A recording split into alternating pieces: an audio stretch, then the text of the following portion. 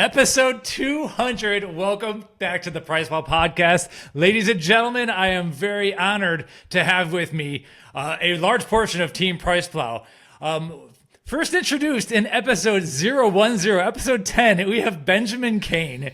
And first introduced here in episode 92, Spencer Lynn, and our first time visitor on the PricePlow Podcast, Cody Fernley, who is also on the BevLab podcast, something we'll get into. So guys, thank you so much. I'm so excited about this, but man, I had to go down to the listings to see, like, when was that one episode with Ben in 2018? NutriBio invades PricePlow to launch their natural series, episode 10. And so later on, Ben joined us, and I would say, what was your first episode? We've been doing this for a while. James Bacuzzi? That one is actually not even on the official feed for whatever reason. So, Gorilla Chemist. Yeah. Okay. Waldrum catching up. Yeah. Okay. And then you had some authority reports. Okay. Yeah. So it's been like since in the 30s or so. Awesome. Wow. And then, oh yeah, you had an early one with Ben Hartman and Morphogen. Man, it's been fun. So anyway, welcome guys. We don't really have a full-blown agenda here, but I want to thank everyone for listening and for following along. Like, it's been a wild ride, man. I never would have thought, like, when we started doing this, I launched this thing in 2008, the podcast in 2017 or so. So getting to 200 episodes is pretty crazy and everything. And over the course of time, you know, it's definitely been refined into a lot of people within the industry follow us. We bring in a lot of scientists, researchers, marketing people, industry figures, our friends into these shows and everything. And so we've built up a very industry specific following. And I really appreciate that because we go to these shows, we know people are listening. So I want us to say thank you to everyone who's listened. Thank you to some of our sponsors and everything. If people have had on, I am drinking out of a perfect shaker right now. So we're excited about that 2026 sponsorship. But I'm also going to be drinking, I just gotta put it up here right now, my favorite energy drink flavor of all time. I honestly think so. Serial Killer from C4. So anyway, that's the initial kickoff and everything. But I think what we should do is kind of talk about some of like the episodes that have been important to us, that have been impactful for us, that have been fun for us to listen to and be a part of and everything. And then kind of like where things are going. I already mentioned BevLab. I want to talk a little bit about that as well. And then maybe we should talk about like what's been happening recently in terms of, you know, we just closed out 2025. So maybe doing a little bit of 2025 recap. So at this point, I'm going to kick it over to Ben. Anything you want to add? I wanted to say I'm drinking a grape cran. Those are Welch's so good too. Ghost. Yeah. I think, you know, whenever I do these episodes, I kind of like, I try to grab a drink that's like culturally relevant or whatever, like for that current event. Because I feel like any drops have been kind of like, I don't know, cultural moments in our space for a little bit. And so when I was thinking like 2025, like what can do I have that I loved the most? And it was actually this can. So this is a big one. I was thinking a lot about over like our podcast. I guess I've been here since episode 10, so I've done 190 now episodes. Well, I mean, you didn't join the team until. Sure, that's a good point. Okay, so episode 22 is catching up with Ben. Yeah, dude, you've been. Okay, 178 maybe. So Palumbo was 19. I think that might have been the first one on this feed. Yes. So I mean, we've gone all over. We've done all like sorts. 181 episodes. Yeah. And some of them. Episode number was the one that you guys did it live at the Arnold. You guys did one in the lobby at the Arnold together. That was episode 10 when he was. Okay, episode 10. I said that. Yeah. I've definitely listened or watched every episode you guys have done, but that was one of the first ones I can vividly remember. Like, whoa, they're doing that at an event in the lobby. There's people walking by. There's industry people walking by. There's random people walking by. I remember that one sticking out to me as being pretty cool. I'll even say, you know what's really funny about that episode is like, I was there with Dan Margolis and Mike was there with CJ, but like Mike and I were like, we have to do this podcast at this event. And like you could see it like years before. We were like, this is what will be cool. Like we knew there, and we commandeered a table from the hotel. Like I could not believe we got away with it because no one said anything for the whole hour. Well, yeah, part of it, a lot of this, honestly, a part of a lot of life is asking for forgiveness, not permission. So I'm not telling people to go and ransack hotels and stuff, but at some point, like it's it's the Arnold. There's big dudes everywhere. Like, it's just chaos everywhere. And if 4 dudes are peacefully sitting at a table with a camera, it's honestly like a lot worse things could be going on in a hotel lobby at the Arnold. And so that was fun. What I love though, like going back, is that like Dan and CJ were like, they were like getting after it over beta alanine, which is something like 190 episodes we still argue about to this day and everything. But it was fun. It's like those obviously, like, you know, it would be great if we were all in real life here together in person. Those in-person podcasts, they are always more fun. But you're right, we kind of did see that. Like, people like watching and having a nice background of things happening, and just at these events, there's a charged energy that is tough to replicate, even on a regular trip, just because everyone's amped up, everyone's excited, everyone gets to see their friends. We have tight schedules, and we got to make this podcast happen. There's a table in that hotel lobby right there. Let's just do it, you know? So it's fun. Yeah. I don't know. It's hard to like capture like a favorite episode, because like we've changed so much. Like, there's been so many different directions. There's been deep episodes, like getting to podcast in Washington, D.C. with Dan Fabricant, I remember, was like a big one for me. But then like we also got to sit down. We've gotten to sit down with CEO of both major retailers in our space, like within a couple months of each other. Jocko, like we've podcasted with people that have done insane things. And then also, like Mike said, sometimes we just sit down with our friends, which is like equally as fun. So it's hard to capture like a favorite or you know, one moment in time that really meant something to me, but like all of them kind of like, it's just like you can watch that and chronicle PricePlow kind of like better than a lot of the content we make. Like a lot of the podcast content like chronicles our growth and our directions on a weekly basis. Yeah, one of the interesting things is like watching people and their businesses grow and crush it. Like Dan Lorenzo, Ghost, we've had him 5 times. You did the BevLab episode 1 with him. And every time you sit down with this guy, it's like, oh my gosh, like this thing is beyond a rocket shot, you know, moonshot rocket ship and everything. And so watching these businesses grow. One of our episodes that's most popular is actually episode 62. There was another one with Maximus, Dr. Cameron Sapas. So he came on talking about, and this is not supplement related, we talked about supplements a little bit, but talking about enclomiphene. And then eventually he talked about oral TRT. And right on that episode, you're like, okay, like we're talking about energy drink supplements, we're having fun here, but this guy is on another plane with this whole like prescription thing, and they are absolutely crushing it. So you start seeing these companies, and like I feel like I'm able to almost like see where and I mentioned this on shows too. It's like I would invest in you if we had the money or abilities, because you see like these companies come up. Helaina, for instance, the precision fermentation, the growth of like NNB Nutrition's change in trajectory of going after that, you know, pure, potent, precise. It's almost, you can see when it's going to work, you know? And so like Helaina is one that I would like bet money on, because we've watched this, we've seen this, and you see when a certain person comes on and they have a paradigm shift. And that was Maximus. And so those are really fun to see. And Ghost, that paradigm shift over the course of time has just been phenomenal to watch, because you see this thing happen, and then every single phone call we have, everyone's talking about this thing. And when everyone's talking about it, you know you have something.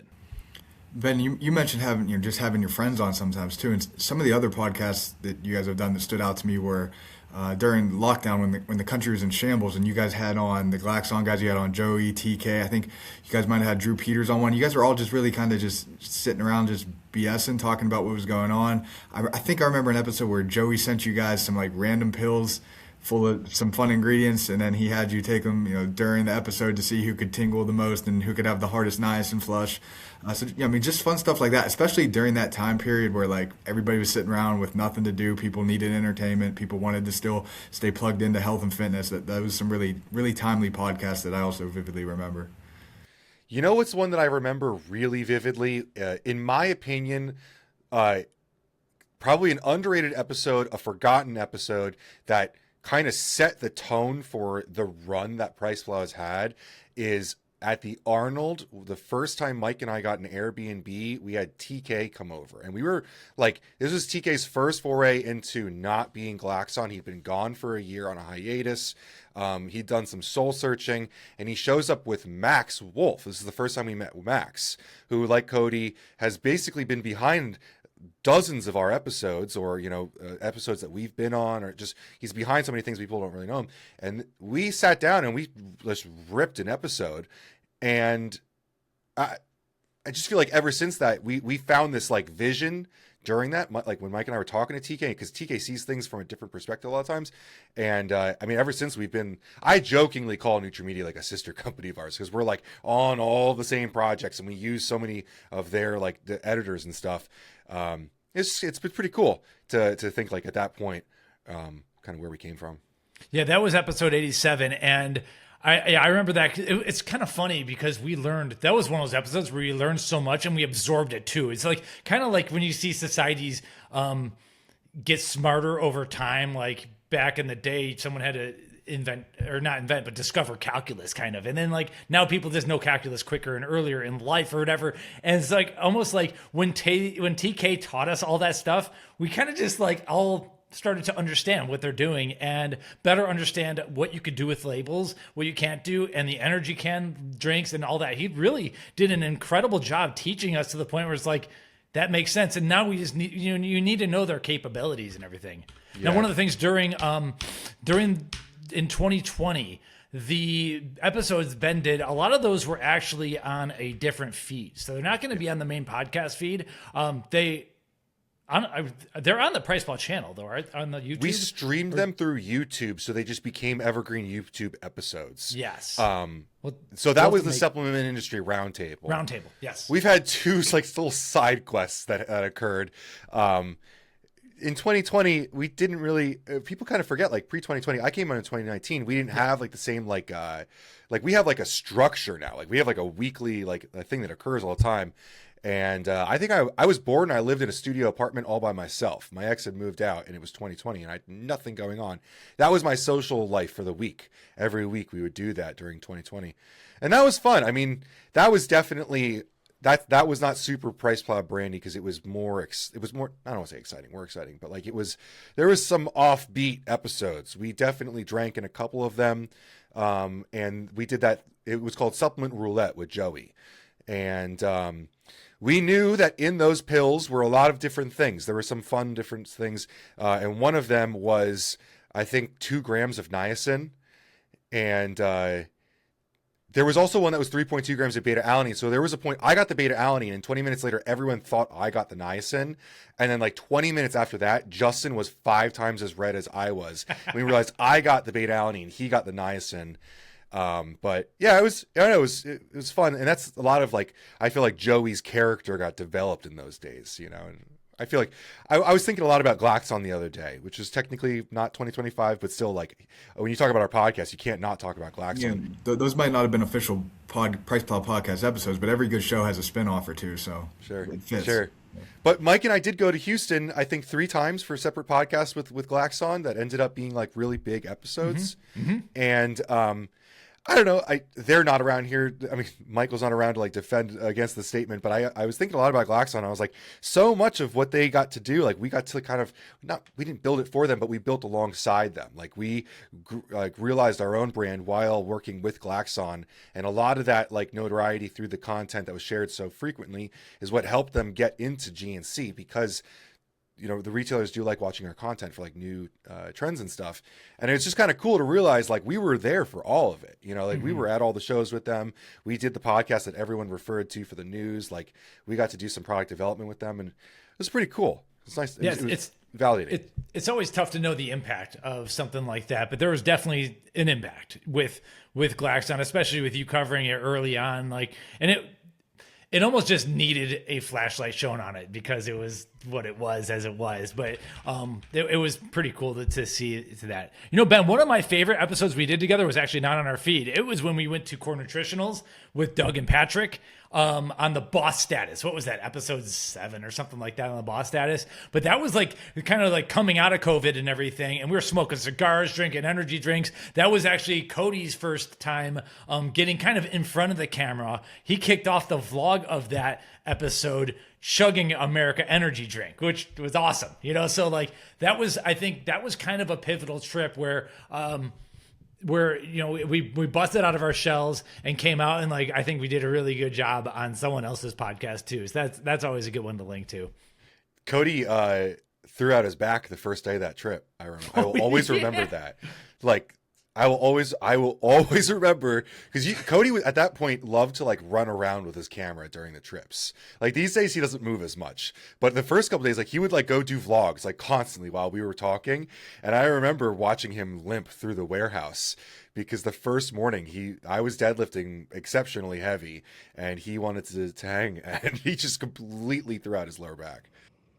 I still have the footage of, it was some 400 milligram pre-workout that Doug was coming out with. We were all hyped. It was F-bomb, you're right. You didn't dry scoop it. You put like an ounce or 2 ounces of water. And then you're like, all right, let's go deadlift. I'm like, all right, dude, let's do it. And it didn't go well. But it was a lot of fun. We got the footage for it. I remember when you shotgunned that victory on camera, and I remember when it was either when we were like approving the video or it was already up. I remember Mike asking me like, "Are you like Cody enough? Like he can, like we're gonna have him on the channel, like we're gonna keep this guy around?" And I was like, "Yeah, I feel pretty good about this." Because like at that point, like putting your videographer in your videos like can be it's a decision. Like it's like the hard launch for your girlfriend, like you're putting her on the feed. And I remember like Cody was on video before me or Mike, and which is like back at that point we were doing a lot of vlogs, it was a statement piece, but it was cool because I felt like Cody really was on the team at that point. Yeah, for sure. Like there had been times where Cody, you'd see people within the industry kind of knew of him just because see him shooting everything. And there'd be times where you'd see his hand, his arm grabbing a drink or like sampling with us real quick. But yeah, that was the first time like you got your face in there and everything. And it's definitely gone well. And what's hilarious is that you are the face of BevLab, and that was a beverage that you're shooting there. So yeah, BevLab is something I'm excited about. You got to get that footage, Cody. That could be footage for BevLab. That's true. That is true. It's still, we have the it's footage. Still in our Google Drive, right? We have it. It's got to be somewhere. If not, my hard drive, folder. And it's on there. Mm-hmm. For sure. We should definitely do that. I've enjoyed a lot about like how we've been able to grow our crew and it be like accepted and like especially like applauded in some ways. Like when I watch a lot of creators that are like PricePlow in other industries, and I try to get like inspiration from there because our industry doesn't have a lot of like creators in the way that we do things. And when people get added or subtracted from teams, there's always like this either like really positive or negative feedback to like new people on the team especially. And so bringing Cody in, I was like, I really want this to be like super organic. And it got to the point when people were like asking where he was, if we would bring Max on a trip or something. Like Cody was prepping for a bodybuilding show or something like that. And then when Spencer came on, I mean, we had like emails, messages, comments, like, it's really cool to see like the applause for it. Yeah, everyone we've seen. So Spencer is, for those who don't know, who are just listening, he's our VP of operations and partnerships. So basically keeping us organized, communicating with everyone that we work with, making sure that like articles are posted at the right time, videos it's all linked together, and we get done what we say we're going to do. And Spencer's been pivotal for that. So our first trip with to supply side with Spencer was incredible because he's keeping Ben and I on task as well. But Spencer, I don't know if I told you, but like you wouldn't believe how many people were like, dude, that was awesome. You got Spencer. Like that was a good pickup. Like it was almost like in a professional sports team, like we got like the number one athlete that was like out there and everything. And it was like, and he went to the team that people are rooting for that needed that position. It's kind of like a perfect pickup. So it's been really awesome having Spencer here. And I knew that I wanted you on our team when I saw you at the GNC franchise convention. And so when was that? That was like last summer and everything. It was like June 2025.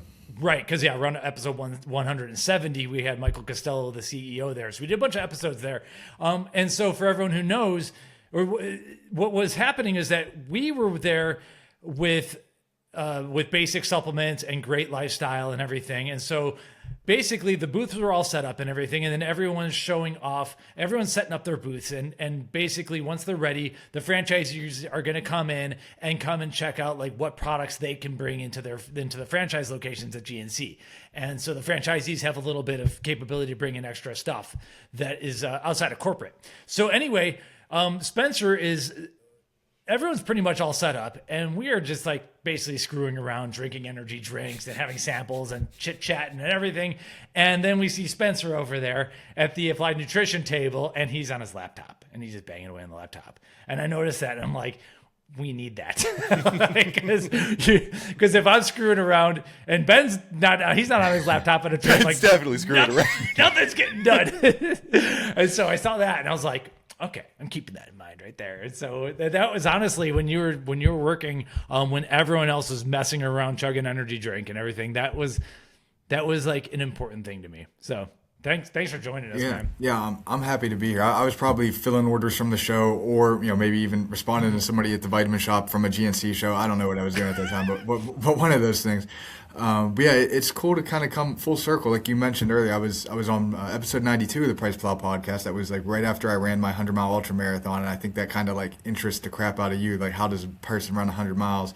So you guys had me on. I was with KOS, the plant-based protein powder company at the time. And you guys, we linked up, and you guys got me on the podcast to kind of talk my 100-miler and how I did that, and then my background into sports nutrition industry. And now come full circle to be working here at PricePlow is pretty cool.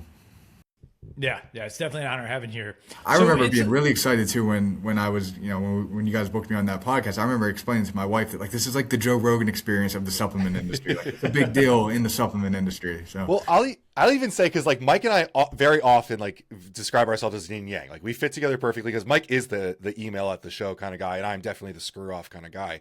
And like so like Mike noticed that you were doing emails, but like I've always noticed, like I met you at Sands 2022, I want to say. Yeah. And like it was one of those situations where like I most often know everyone in the room, like 98% of the people in the room I've run into, because before PricePlow, I was like you at Cost at NutriBio. I was meeting everyone. Like I just made friends with everyone, no matter what. And so to see someone else who like you never have a bad impression with anyone. Like everyone always has got something good to say about Spencer. Like you know everyone. If I don't know someone, you typically know them, and it's like very, very, very cool to like meet that in another person. But you're organized, and that does. I feel like the networkers oftentimes are not the organized people. So it's a great like fitting together of the tools that like getting you. I feel like we got you. I consider us to be third party. Like I left, I felt like when I left a brand to go to PricePlow, I felt so cool because like I'm no longer burdened by the lines of brands. Like this isn't as much of a thing anymore, but especially previously, like more than 5 years ago, if you were at a brand, like you didn't take other brands' products, you didn't talk to other brands, like whatever. Like, and I felt like I was one of the first people that started making friends all over. So to see you do that, and then you come to the third party, and now like the first week of PricePlow, I think I said to Spencer, like, yeah, isn't this cool? Like a dozen times, because it's like you get to talk to everyone, you get to go to all these things, you get to like be part of things before they're out. It's awesome to take someone with your skill set and like set you free into the third party of it. It is cool. I do really enjoy being on this side. I kind of use the analogy too, where it's like an athlete, retires towards the end of it. Towards the end of his career, he retires and he goes on to be a broadcaster, right? Like Tom Brady has this amazing career with the Patriots and the Buccaneers, and now he's calling your Monday Night Football games on the media side. So like it really that was kind of a, coming from a brand side to a media agency like this is a similar trajectory. Yeah, but what's one thing that I did want to mention is that on the back end, and not everyone knows this, we do a lot of consulting and we help with formulation. Like we've talked about this on different episodes and everything, but having Spencer in on some of those calls has been absolutely invaluable. So you're not just like calling the media or whatever. You've actually seen it before and everything. So you see there's videos of Tom Brady explaining like how he changes the football angle when it's windy or whatever. It's like, cause he knows all that. And so we get on a phone call and Spencer's like, oh, I wouldn't do that in Beverage, like, because I've seen that mistake get made before, and here's what is probably a better idea or whatever. And it's and so having your like retail specific experience, some experience of Beverage has really helped shore up some of the holes that we didn't have holes. You've patched in a lot of extra stuff and extra knowledge when we're doing consulting and stuff. So that's been really fun to see. So it definitely gets to be used. It's not like we're just calling the media. We're actually still taking part in stuff. Yeah. So on the more recent note, 2025. Do you have like, or do you guys have any like bigger opening kind of thoughts for for what we just went through, because you guys are in it a little bit more on the product side now. Do you have any like main things? It's hard for me to not think like, if I was giving out X award, who would it go to? We're trying to stay away from awards, but like that's how like my mind is like coded into like, these were my favorites and these were like whatever. But like, I don't know. We talked about a lot of ingredient innovation last year. The biggest discussions when it came to brand were still the same kinds of people. You know, I talk about Ghost or the line that Muscle Tech did with the stacked pre. Like that was probably one of my favorite pre-workouts of the year. I always go back to pre-workout. You could talk about protein. There were a lot of great proteins. Muscle Sport basically dominated the category for the 5th year in a row. But you know, it seemed like it was an ingredient innovation year. So I almost feel like you probably didn't miss out on much because you typically write those blogs. Right. Yeah. Yeah. So my thinking, precision fermentation, this is where a lot of things are heading. Obviously, a lot of people are going to still enjoy their herbs and everything, but you're looking at with what is Helaina and NNB Nutrition are doing and how they're able to, and whether or not you like agree with this or want to take part in this, it is what happens. This is how we get microbes, or we get yeast, or we get some sort of whatever, I'll call it a bug, we genetically modify it and we get it to excrete an ingredient. It's absolutely insane. And what I didn't realize is this is how we've made insulin for a very long time. Like, so this is a technology that has been available to pharmaceutical industry, and they've already kind of, I'm not gonna say perfected it, but they've like refined it very, very, very well. And now it's getting into the hands of dietary supplement industry, and we're able to do things like make human lactoferrin that you don't have as much of an allergic response to as a bovine lactoferrin. We're able to make that without having to steal milk from cows. I think that is like the coolest thing. Now, I will put all my like cards on the table and say that when Helaina first approached me, they called it non-GMO, and I kind of flipped off the handle there. I don't consider this the way it is, and this is like a different conversation. The ingredient at the end of the day is non-GMO because there's no GMO fragments in there, and they could prove that and test that and everything, and that's cool. And so different countries allow you to make those claims depending on their rules. However, the process is very much GMO. We are literally genetically modifying, using CRISPR technology, modifying these microbes or whatever, these yeast strains, these fungus strains, to do a job. So the process is very GMO. But at the end of the day, you have this like ultra pure, ultra refined ingredient that is more pure than what you're going to get in a lot of extracts, and is possibly not something that you'd be able to extract in the first place, such as insulin or human lactoferrin or whatever. So that's like, to me, the big story of 2025 is that this thing is, no matter what you think about like what I just said, it's happening and it's moving further and it's getting better. And I think that there's a lot of benefits to it, such as not having to steal colostrum or lactoferrin from a baby calf. Like, to me, that's awesome. So yeah, that's a big theme for me.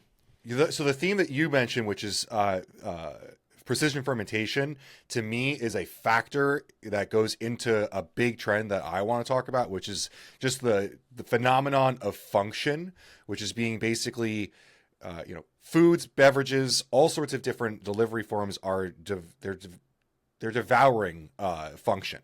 You're starting to see beverages that have like mood boosting, not just energy. It's a shift in state. It makes you feel a certain way, whether that's focus or it's euphoric. There are foods that are starting to talk a lot more than just gut control or weight loss. There's a lot of function being added to things, and one factor of that is the accessibility of ingredients that are becoming more pure because of precision fermentation. We're starting to get, milligram dosed out ingredients we're getting a lot of beverage stable ingredients. So it's like lining up really cool with not just the ingredients being provided, but the community kind of harboring it and consumers really demanding it, because customers are buying this. Like, if you go into Wegmans right now, there's a whole aisle of drinks that have added function and foods. So it's really cool that things are timing up so well with not just sports nutrition, but like wellness and active nutrition, where people are looking for these types of things. And they're really prioritizing like convenience through supplement, like not supplemental food, but like fortified food. None of that really sounds good to say out loud. Fortified food sounds bad as well, but like people are adding things to food and beverage, which is happening at the same time, which is really cool. Yeah, and so like a couple of the trends, and yeah, it's cool when the trends line up because a lot of things are going to beverage. So we got to talk about that. Two major trends also, like beverage in the added functional foods, but also peptides and everything. So we'll table the peptides for just a second. With the beverage, though, you need these ingredients to be beverage stable. So you either got to do a lot of crazy stuff or take the NNB Nutrition route and you're like, well, if I just get this one simple molecule, L-Beta, or what are you holding up, Cody? We got Mitoprime and Solidopure.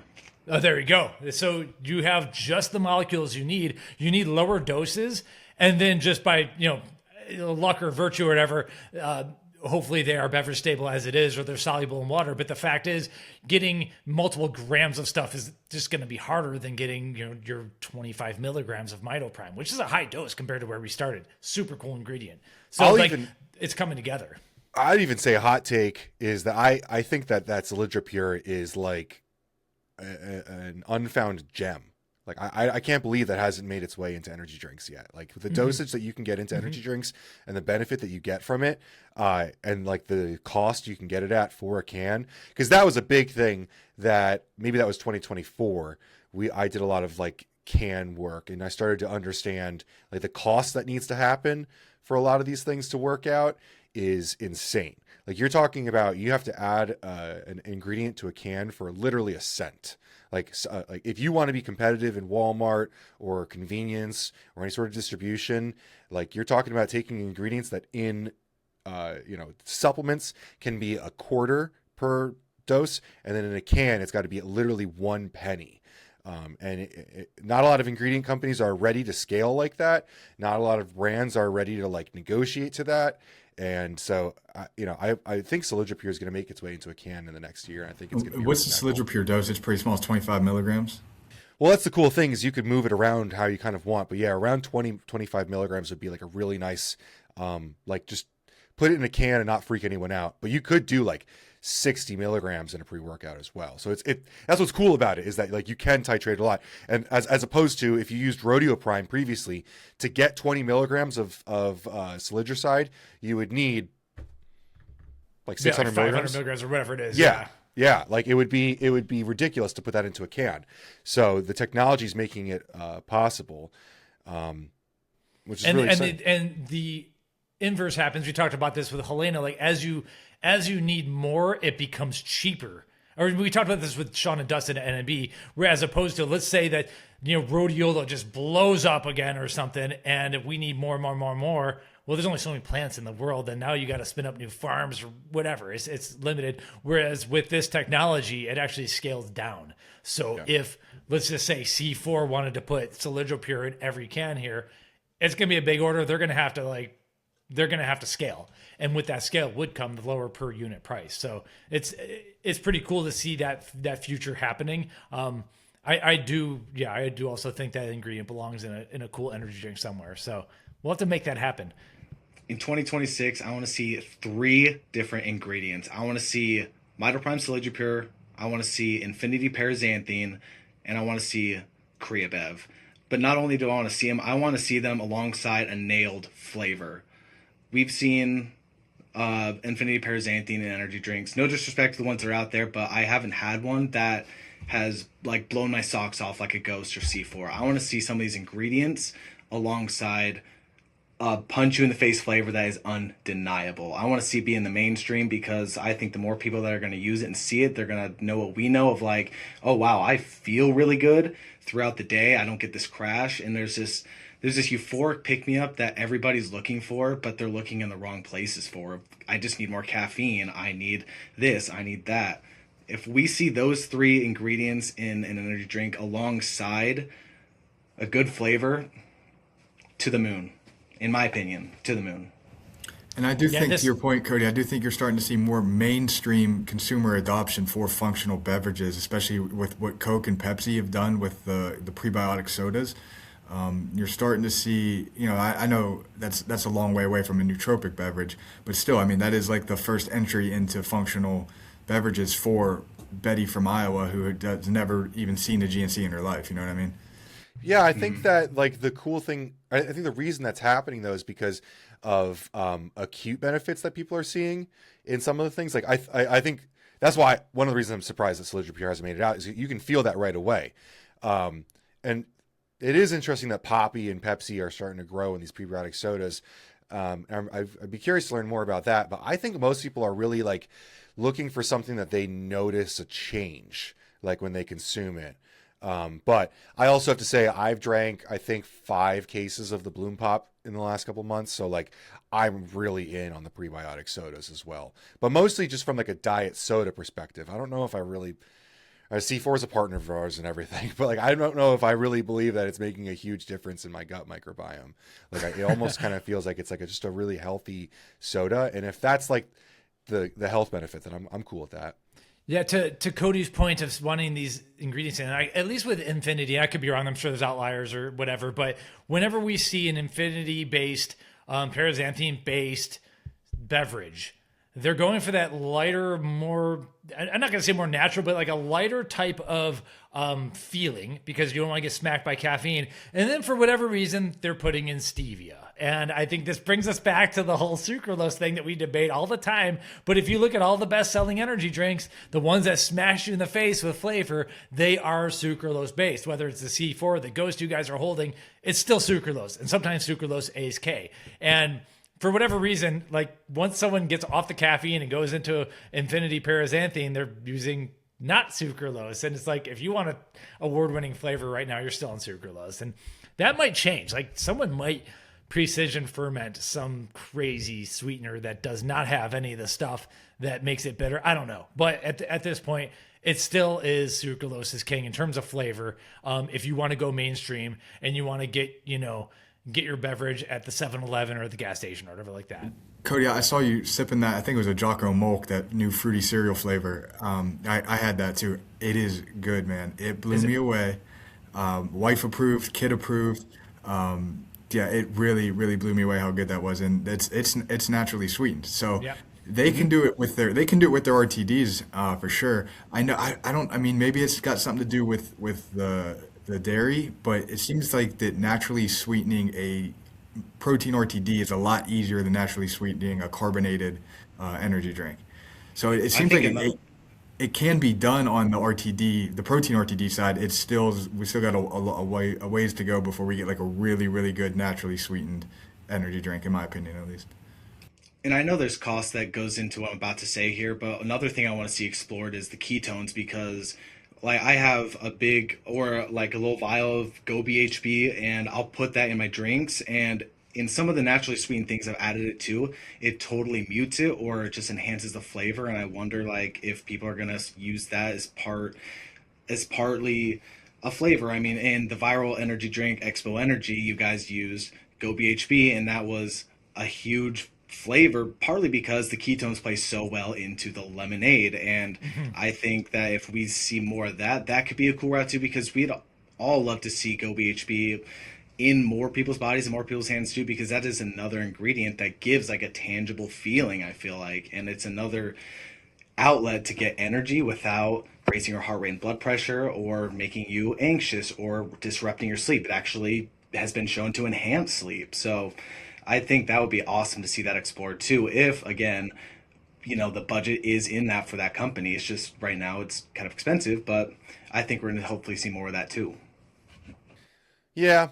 One of the things that I want to see is like, when we talk about like ketones or paraxanthine, we get these ingredients that they're kind of marketed as alternatives or, better than the current status quo. And I feel like that attracts brands that speak to like the more natural consumer or like a subset of consumers, because it's like kind of like anti-establishment, like we're doing this thing that's different. And I like that. I feel, but I often feel like it gets pigeonholed away from like mainstream brands.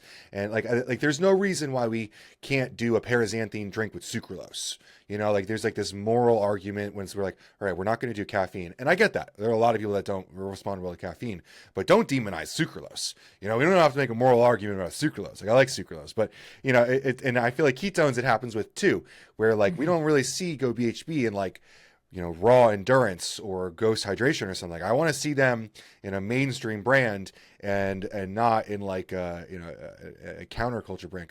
And I think that's also has a lot to do with like, Ketone IQ being a major brand and kind of Go BHB speak kind of against 1,4 and all that stuff. But I feel like just seeing these ingredients as like helpful products and not necessarily like counter to a current like issue out there, like I think it's going to be a good mindset shift. Like I think one of the biggest problems that you're kind of getting to with the paraxanthine not being in like these great tasting cans is they're not long sucralose. Like sucralose is king. Like Mike said, it just is.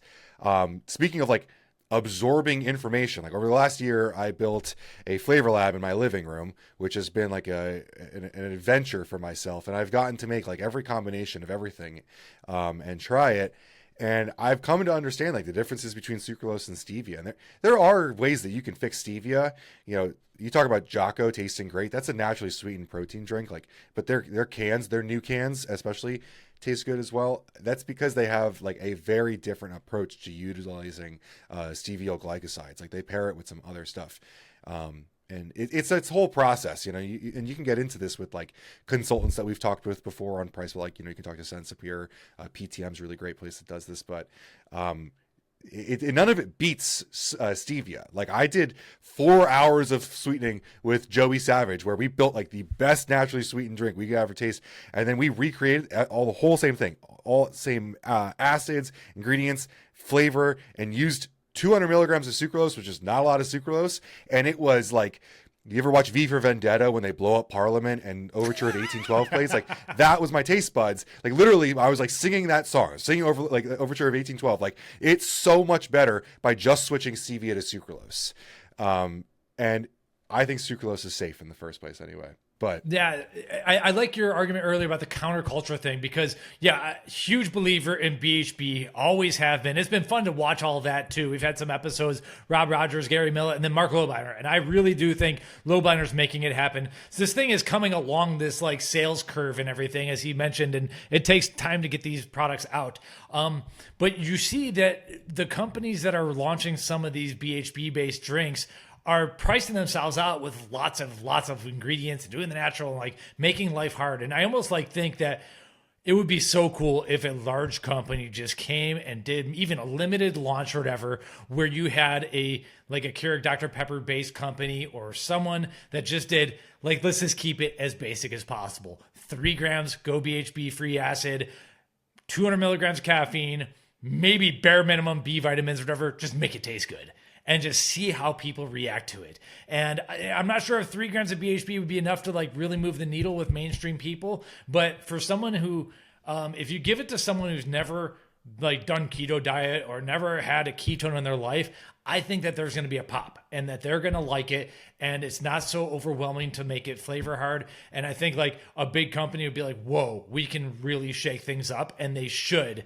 But it takes like a massive Titanic shift in, they have to, turn the Titanic and everything. I think Lobiner can make that happen, but it'll take some time. But one of these big companies really needs to do it, and you need to just not over engineer it, because anything that, Red Bull's probably pretty inexpensive to make, so in order to do a more novel type thing, you got to keep it simple. You're just putting your chips on that Go BHB, go with the caffeine dose that and then make it taste good, and then stop, just like stop. You don't need to do it anymore. And I do think it would crush. So I would look forward to hopefully that happens someday. To your Let's point, do it. Well, I was just going to say there's a reason why Cody's obsessed with Rev 7, because that's basically what it is. Yeah, yep. Cognizant and which we love already. And then Go BHB 5 grams, is it? Mm-hmm. Yeah. It could be 3 grams of BHB, no cognizin, and it could be a great concept to get, BHB out there. I wouldn't recommend removing cognizin. I, of course, love cognizin, but if the goal is to get this ingredient that's not out there into the world better, I mean, I love Rev 7. I love the fact that it's caffeine free. That's the coolest thing. Yeah, that's a perfect afternoon, evening drink. Is like, all right, it's 4:30 p.m. I do not want any more caffeine or whatever. That gets you over the hump if you ever need it. Or 4:30 a.m. Like, I've had times where I've had to get up at 4 or 5 a.m. and I need to get an edit done, and I'm like, dude, I'm not going to throw caffeine first thing in the morning because that blocking the adenosine receptors, I'm going to be screwed up the rest of the day feeling tired. So fasted, if I have a Rev 7, it is just like a mental uplift. I get what I needed done, and I am on to the next thing. And I can still have caffeine later on, and I'm fine. Dude, ketones fasted must be a whole experience. I've never even considered. That's where the brain buzz is, I think. You've mentioned brain buzz before. That's how I describe it whenever I'm like fasted, and first thing I throw in my body some ketones. It is just like a whoop, uplift. Cody, what were like some beverages in 2025 that you loved that weren't necessarily energy drinks? Beverages that I've loved in 2025 but necessarily weren't energy drinks? Because we call it BevLab, and it's got to be more beverage than just energy drinks. I know we love And we should talk about BevLab a little bit more in general, too. But yeah. I think one of the drinks I absolutely loved in 2025 that wasn't an energy drink was Bucked Up's Carbonated Protein RTD. 25 grams of protein, amazing taste, amazing texture, to be honest, when it comes to the clear whey, because that can be an issue, and we've seen that in the past. And it is just an absolutely clutch drink to have at like 5, 6, 7 p.m. You don't want to have an energy drink, but you really want like some of that carbonation. You want some taste, and it is a great nightcap because that's your protein shake right before bed. And yeah, I think that was, and we got to visit Bucked Up. We got to see everything. We got to try all the flavors. Like they nailed that one. Yeah, that was a cool project for sure. There's so many whey cans out there right now, like whey sodas, protein sodas, and they're like all over the spectrum of like more protein, less protein, like almost no protein. Like but Bucked Up, like for me, is like the sweet spot where it tastes great. But if you go over that, like if you go to that, what is it, the Genius Gourmet, like all of a sudden it gets really astringent and dry on your tongue. Like Bucked Ups is just enough where you can drink it and really enjoy it. I feel like the carbonation and the little bit of sodium in there helps your tongue not become too astringent or dry. It's like you can drink the whole thing through and be like, you kind of know it's not an energy drink, but you kind of can't tell because it's like this delicious carbonated thing that's delivering like the perfect amount of protein. Mm-hmm. Another drink that's really, really good is Cadence. I really enjoyed their hydration drink. I haven't been seeing a lot. I don't know if you guys know what's going on with that. I haven't seen it as much in retailers or anything, but 500 milligrams of sodium, has good doses of potassium and magnesium, but it's carbonated. It's an electrolyte product that offers a cola, a citrus. It kind of has this full spectrum. They even have like a mojito. I think it's watermelon mojito. So they got interesting flavors, and especially for me and Ben's life phases, even you guys, like it's kind of just for the everyday athlete, whether you're endurance, whether you're bodybuilding, or just somewhere in between. It's a great way to get the electrolytes, a great taste, and some carbonation. They had a cream soda flavor at the GNC convention I had that was really good. Their booth was right next to ours, so I was crushing them because I was already drinking too much caffeine as it was, so it was nice to have that caffeine-free option there. It's a salty carbonated drink, which is like something I don't think we often have, which is so cool. Like you get this really interesting flavor note in it. Mike, I don't know if you know, but your favorite LinkedIn social media guy left Nutribullet and now works at Cadence, Sam Wells. I know. Oh, okay. That's the company you're talking about. Yeah. Because I mentioned to him he should come on BevLab, or we should get some stuff going with BevLab and everything. Now regarding these drinks, so one of the issues, cool podcast we did, I think it was 149, was Sensapure Flavors over there. And they're explaining that the hydration drinks in the cans, like you get too many minerals in there, you'll actually have like the chemical reactions and and it's going to eat away at the cans. So you need like special liners. And I think that could be a reason is like, it's not as easy as just throwing an energy drink in a can. So when you have lots of minerals, you're going to have electrical conductivity or something happening there. And so there's definitely more challenges. But yeah, this looks like a pretty cool beverage for sure. One of The my worst thing favorite about moments- this, sorry, go ahead. Go ahead. I was just going to say the worst thing about Cadence drinks is that they're only 12 ounces. Like I love to fly through them. They make you want to drink them because they have sodium in them, and they're delicious. But you finish them before you even know it. One of my favorite moments of any of the trips we've done is going to Sensipure, and Ben made an energy drink, and that thing blew up in front of all of us. It blew up, and we all just were like, retry? Let's do this again. Those are so the best moments, though. You got to have that. That's, because we got to, there's a balance because, okay, like taking a step back, we're running this media company, which I never meant to start as a media company in the first place. It started as a price comparison site. It was supposed to be passive income, which has been anything but that, of course. But either way, you're doing this media company and there's sponsored content and people, your job is to make people show off their intelligence, show off their good stuff, show off their new technology, flavors, ingredients, whatever. And so there's like that professional component, but that can get really dry. You look at the other media companies that are doing these articles and stuff, and it is boring, boring. And so like you gotta have some fun, and guess what? Occasionally there's a can that's gonna explode, or occasionally something's just not gonna taste right. And it's like, no, don't edit that out. Like put it in the vlog. Like, you gotta have fun with this stuff. And so I feel like we do a really good job of balancing like the professional media, especially as I get older and I'm not gonna be doing stupid stuff on camera too much, but professional media versus like fun, realistic, here's some human guys that are doing human things, and we are allowed to screw up once in a while and everything, and making good YouTube. So there's a balance, and I think we do a good job striking that balance. If I can pat ourselves on the back for that, because you got to do both.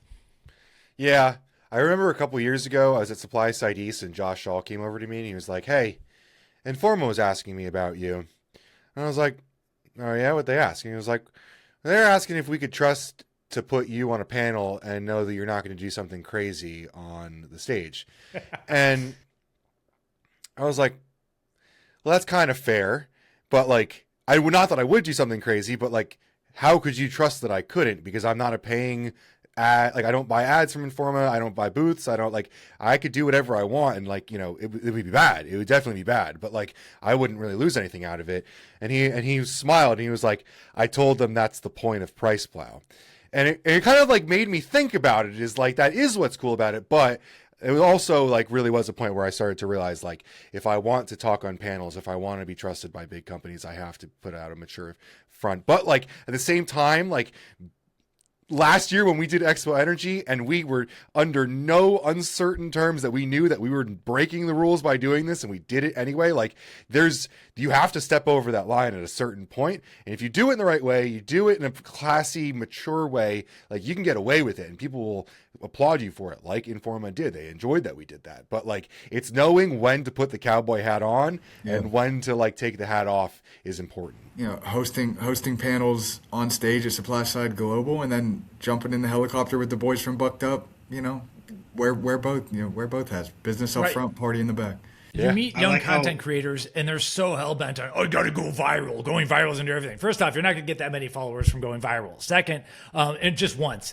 But it's like, yeah, maybe Ben could get on the stage and do something so stupid it goes viral, and maybe even breaks containment outside of the supplement industry and is shared all over the world. Guess what? You just ruined your reputation within the industry, or people can't trust you. You're never gonna get invited to another stage for at least a couple of years or whatever. And so like that going viral that people get sucked into, it's like it's this demon, it's like this allure that people want, but it doesn't get you what you really need. And what you really need is like building a respectful, connected network of people that you could trust in everything. And so you have to like not do that. Or if you go viral, it's because of something that like a viral moment such as Expo Energy itself, where it's it's for the right reasons, not because you're trying so hard. And people can smell it a mile away. Like we've seen this for 20 years. When people are trying to go viral or whatever, it's hollow and everything. So I'm just glad we don't do that. So yes, we can be trusted,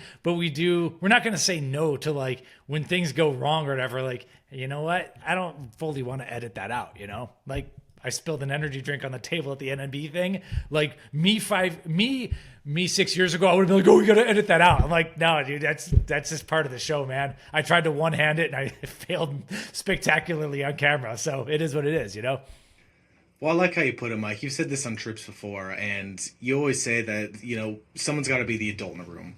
And that's where PricePlow has really set themselves apart. It's like, we can have fun, we can do our things, but then there are other situations where someone does have to be the adult in the room, and we have to call that out or be the ones educating on the misunderstandings that might be out there. So I think that's what has gone hand in hand with the success of PricePlows, because like you said, we find that balance of we have fun, we know how to do engaging content, but we also know when we got to be the men and the adult in the room and say like, this is wrong, or this is actually the story.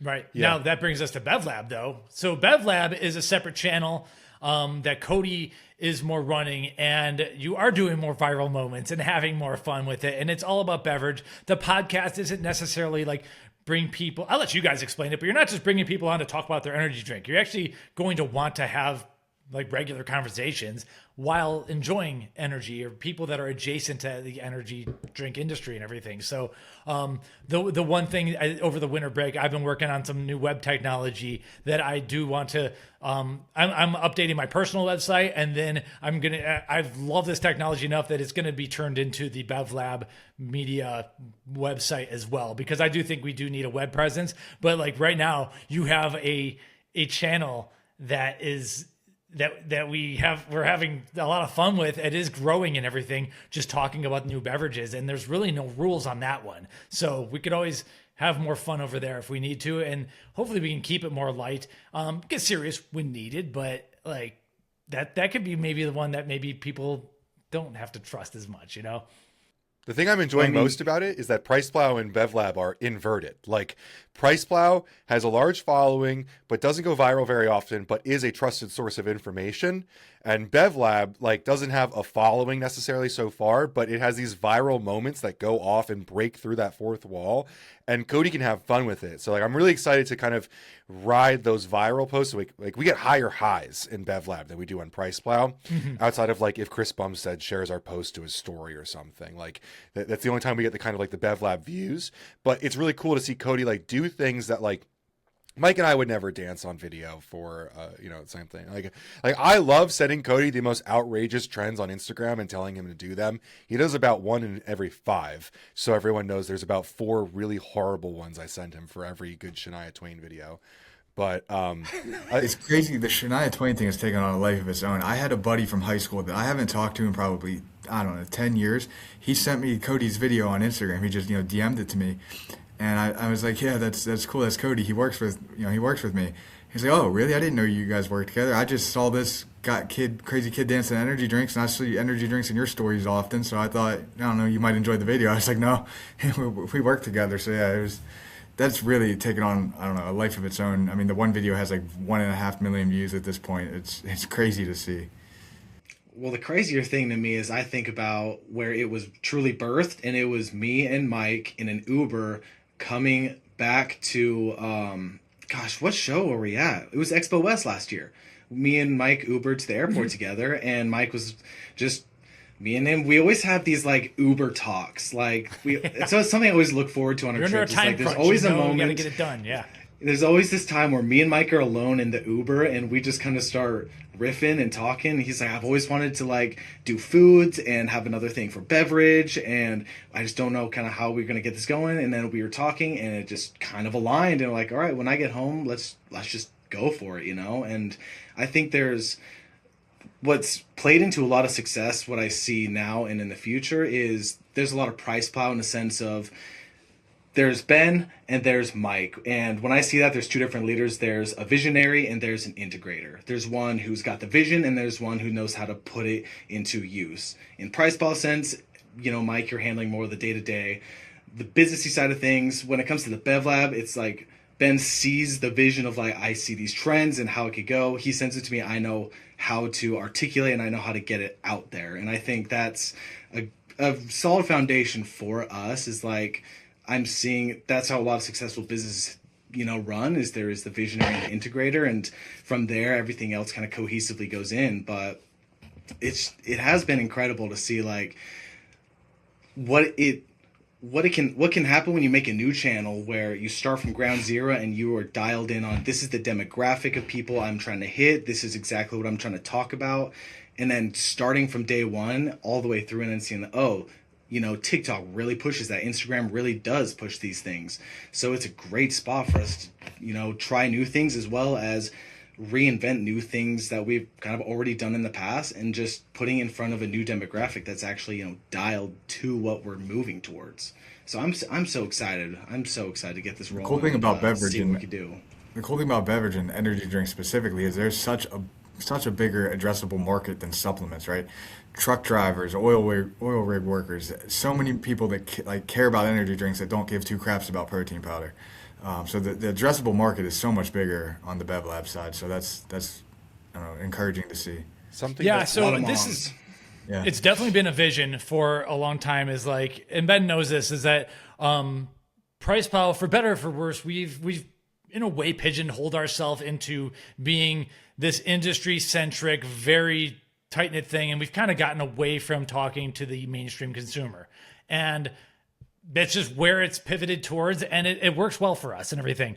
But this is almost, there's definitely other audiences that we could take this model to. We have a very unique type of model, take it to other audiences, and it's almost like a do-over in ways where it's like, okay, we actually can hit mainstream consumers, but it's probably going to be in beverage. I want to do the same thing in foods, and these are going to be separate web entities, separate channels, and everything. And so, what my main vision is that PricePlow is not just like some supplement website or whatever. It is, and it's more than a media company. It's a platform, and this thing can be scaled to these different directions. There should be, and the hardest part really is like stepping back and working on it from a big picture standpoint and not looking at like tiny little things here and there. But like, we should also have a whole peptide channel where like, it's just peptide news all the time. And so these are things that I think about and look at, but like beverage and then food, and then keeping, PricePlow very ingredient supplement centric, industry insider. I think this channel kind of stays where that is, but we can do so much more fun stuff, and then we can grow in different vectors that enable everyone else to grow. Otherwise, because you don't want Cody just to be your video editor or just like, just making occasional supplement videos.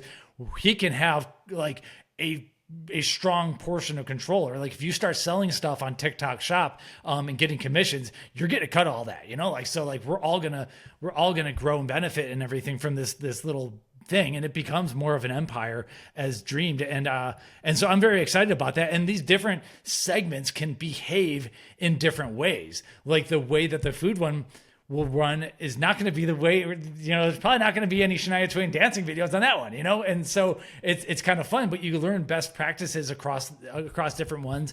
And it becomes a platform. And so that's kind of like this bigger vision that I have there. And I do know that like, there's a lot more that can be done with peptides, and then of course with drugs and stuff. And like, honestly, you're not going to see me working on that. So like, that would require something bigger coming in. But just knowing how much like those Maximus podcasts, how much traffic those got in that enclomiphene article, holy moly. Like, there's a whole other world out there with the drugs and the GLP-1 and all the other stuff they're doing that we're not fully doing. We could with this model, but it's not going to be me working on it. So like, that's what I'll say. But like, the BevLab has been a fun little beta test of segmenting out, because not everyone who follows PricePlow is going to want to see all beverages, and not everyone who's into like these cool beverages and Cody doing his thing want to see us talking about ingredients. And that's totally cool. And what's awesome is that Instagram makes it very easy to collaborate when we need to and not collaborate when we don't need to. It's like, you just follow another account, no big deal, So that's kind of like, there is this bigger vision. I wish I was faster about going about it, because I'm old now, but we're having fun, and that's what's cool, So the hardest part is like figuring out the positioning. Like, I think I'm super, like I complained to Mike about this constantly when we were talking about going into beverages. Like finding the person to do it is super difficult. Like no one else could be doing what Cody's doing right now. Like we have such a fun opportunity to do over and make engaging content, but Mike and I are not going to make engaging content the way that Cody is. Like you have to find someone that can make content that will get served on its own, which is like so cool that Cody's been able to do. And you can like I can give Cody the strategy all we want. Like we talk about Trojan horsing, like these trending styles that get applied into a new Ghost video. It's like it makes sense on paper, but after I hang up FaceTime, there's about 2 hours, and then like something that comes out on the end of that process, and it is never what I expect it to be, but it always works recently. You know, Cody's definitely figuring it out, but I'm super thankful that we found Cody. And even Spencer in his own way is similar to this. Is like, it's hard to find someone who understands the skill set, but also understands the community. And that the supplement thing is so cool because we had such an interesting opportunity with PricePlow. It doesn't exist elsewhere. Like, you know, Mike had this whole setup with the blog and the content, all this stuff. And like, I came in, like I knew like basically every brand in the industry, and Mike obviously also had a Rolodex at the time, but like you going into another community like that is almost impossible typically to like be someone who already knows all of the contacts to leverage, to get the sponsorships, to make the stuff happen. And it's such an exciting idea. I love peptides. I've been using peptides since 2012 in one way or another. The biggest thing that I'm worried about there is the fact that they're drugs, and the vast majority of the distributors are selling Chinese drugs. You know, the Cam Seppa content is so cool because we get to talk to a doctor who can actually legitimately prescribe you in like 38 different states. You know, right. It's such an interesting part right now. There have to be affiliate systems for GLPs by now. There's no doubt. Yeah, for sure. I mean, if you were to do this, if you were to make a peptide segment, we just go full on build the audience. Like, there's new studies come out all the time. Cover it. It would have to be pretty technical. This is not us dancing to Shania Twain. This is definitely technical. Here's the latest study on BPC, because there's a lot of stuff coming out. You monitor PubMed or whatever you got to do, and then build the audience. And then you have to you cannot just like partner with anyone. Like, you need to have like sharp contracts. You probably need to like work with some of our like lab testing friends, BSCG or Alchemist or whoever it is, in the smart old people, all that at True Shield Certified, like someone like test this stuff to make sure that we are working with good people. It's a big lift. I know it would be huge. If someone wants to come and pitch us. The day that I get a shipment of free BPC on my doorstep, it is a good day. That will be fun. Yeah, you're thinking, I mean, okay, it would be bigger than that. But yeah, I understand. I'm with you. Like, yeah. We could do it. It's just, I think we need to keep growing if we wanted to do that. And that would be, and then you're also taking a gamble. I don't think it's a big gamble because it's pretty clear watching Nuritas and everything, like, and there are legal dietary supplements that are peptides. My light keeps falling. There are legal dietary supplements that are peptides. And so like, it's not a huge lift, but there is a risk that eventually the FDA just smashes this whole thing to dust. And then you've built up 150,000 followers or whatever it is, and it's tougher to monetize. So there's a bit of risk, but there still are the ingredients that are peptide based. And like a lot of times when we're consulting with people, I want to put together a whole peptide line because it's like Nuritas has some good stuff. And then like every now and then we stumble into something from Glambia or stumble into something from Freeman Nutra, or there's a gut health supplement that I just saw and was like, oh, that's a peptide. Like, we could put that in a peptide line. And so it would be cool to kind of, there are enough ingredients to make it happen and everything. It's just like, I'm not a good enough entrepreneur or operator to do it myself. It's like, and I'm willing to admit that. And I do want to like make my own personal content talking about the nutrition stuff too. So that's kind of like where I'm going to personally go. So like, yeah, it could be done. Maybe like someone listening to this would be like, that's a good idea. Let's do it. But I know it would work. Eventually though, like what I want to say though, I think eventually, maybe not for supplements. I love our collabs.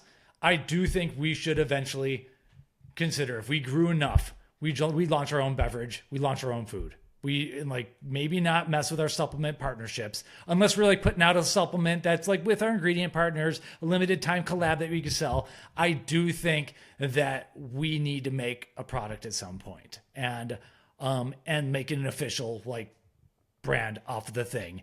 And, you know, I don't know if we want to mention it, but we've applied for trademarks on the energy drink front, and the trademark, if we get it, will be awesome. Did you not get it already? I applied. I mean, I don't know how long it takes. I'd have to. I got a message that we already had it from someone. This is Sammy Yeah, I Stoll thought at we already had Goated it reached too. out and asked if he was still allowed to say any in his videos. So, yeah, I mean, I'm so he's got stoked permission, for that right? because I think It's we li- can it's make okay. that happen. Live/pending. So yeah, so PricePlow LLC applied for a trademark for Enny, ENNY, and so hey, got an Enny? You know, or is that the phrase? I don't even know. Cracking any. Yeah, there you go. So Cracking any. yeah, and so that in some of the videos, you guys are like, hey, you want an Enny? Like it's kind of the phrase that would be used and everything. So that is eventually, I think that if this audience grows well enough, even if it's not like this isn't going to every 7-Eleven in the world or anything, but like having a product would be cool. I think that PricePlow should have had a e-commerce section. I think if I could go back and do anything different over the last couple of years, it would have been launching a site that sold product on the death of bodybuilding.com. Interesting. Yeah, I mean, the original model as a price comparison site was to affiliate with all these stores and not the brands and not compete with them. And so like that's almost a mental block, is like I still am slightly in that mindset where I don't want to compete with stores, but if you have your own thing and sell it, like I don't think anyone really. When you look at pretty much every model of what from a content perspective, the way that my mindset works, I don't copy, but I get inspiration from a lot of retail or online retailers that are heavily into content creation. So in motorcycles, there's a place called Revzilla. In trucks, there's something called Custom Offsets. Like there's all of these companies that do very, very, very, very similar content to what PricePlow does. But a huge reason they do that content is because they get the product early because they're an online commerce that like rules the whole market. So, I mean, in all of the product pages, all of the content would be, put into the content where, if you're looking at a product, you can see this video, you can see comparisons. I don't think that it's possible at this point because I think Amazon and direct to consumer has completely killed the category. But I think there was like an interesting moment in time in like 2022 or 2023 where like if we had started a site, we could have hosted all these companies that we were talking about. And then having a house brand on there wouldn't be as much of an offense to our partners as it would be if we did a house brand now, if that makes sense. Like if you look at like Strom, like I did that podcast with Richard Foster from the UK. He's a lot like us over there, but he has a store and it's very normal. But it's just, I don't know. It's just an interesting, I like to think in like in a different world, if we had launched a site, what would it have afforded us? It also would give us a lot of revenue. Like if you look at like Elite FTS is a great example of this. Elite FTS is a strength equipment company that has a huge content arm, and that John Meadows did a ton of his stuff through, and all of that content is completely free. And the owner, Dave Tate, says that the equipment sales exist to fund the content. Like it is like the whole company's mission statement is about education, and the sales fund that. So I've always been kind of like inspired by that because I feel similarly, but I don't want to manage any sort of logistics. Like the thought of shipping product gives me hives. We'd be ordering like truckloads of protein and having to sell it, and that scares the shit out of me. Yeah, I think one of your other ideas is similar though, is we started talking about a lot of ingredients, but not every ingredient is either out yet or you can't just get it alone. So let's say Freeman Nutra, we're talking about, they have a vegan, the vegan collagen from hibiscus or whatever. Sounds super cool. Where do I get it? Like our early adopters, where do I get it? It wouldn't be a terrible idea for us to put together a small brand just to have single ingredient, novel formulas and toss it up on Amazon. We'd have to, just eat some money on the inventory and everything at first. But I think that some of the ingredient suppliers would be pretty cool with that. Early on, when we started talking about NNB Nutrition stuff, it was a challenge at first until Alpha Lion came on with their Gaines Candy series. And so it's like, yeah, this dihydroberberine sounds really cool. Where do I get it? Mitoburn sounds really cool. Where do I get it?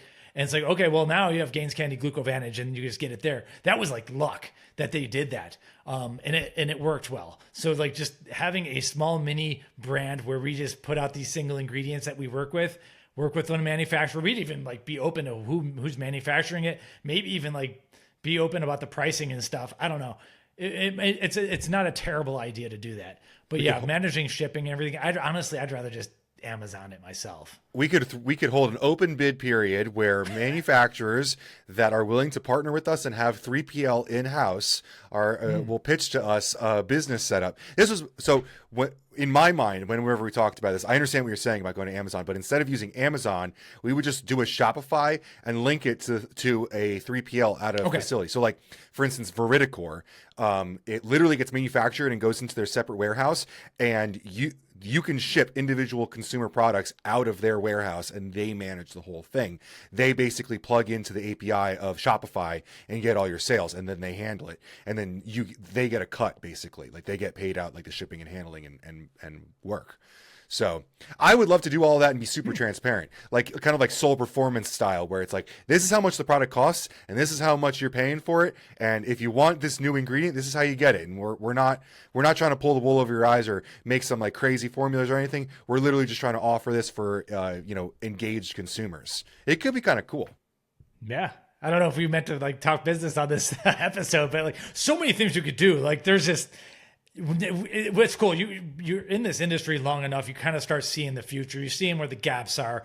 We talk to these ingredient suppliers, but yeah, that ingredient's not out. Like, well, we could plug that gap. It's almost just like, where do we want to spend our time and where is it most worthwhile for both us and for the industry too? Is like part of this, especially you, Ben, is that a lot of what you do is supporting of the industry, the regulatory and everything. And you've kind of like become the face of this thing, and also need to defend it and kind of prevent it from like blowing up in our faces, because we see what happens when there's a bad viral moment and the whole industry looks bad. Like we kind of like take it upon ourselves to try to not let that happen too often. So there's like, where are you going to spend your time? It's got to make sense. It's such a balancing act. I mean, like that's probably the reason we haven't done peptides yet, is because in 2019 I got on my soapbox and talked about research chemicals. And like, I remember Mike was like, I don't necessarily agree with you, just so you know, like, like we work together, but like, I don't know if I really agree. Like I was super anti DMAA when I came on, and Mike's like, I still got Jack 3D in my freezer, and like there's a back and forth. And then last week, Spencer, Cody and I are on the phone with Redcon talking about BevLab. And I'm like, your boss might not like me, just so you know. Like there's like this balancing act of like, if you stand up for the industry and you hold people accountable, then like, there's an equal and opposite reaction always. So it's tough. Like I definitely would love to be talking about BPC and ipamorelin and all that stuff right now, because I think it's helpful. But at the same time, I went on record and said that I think that a lot of the stuff on the market is, unknown Chinese white powder.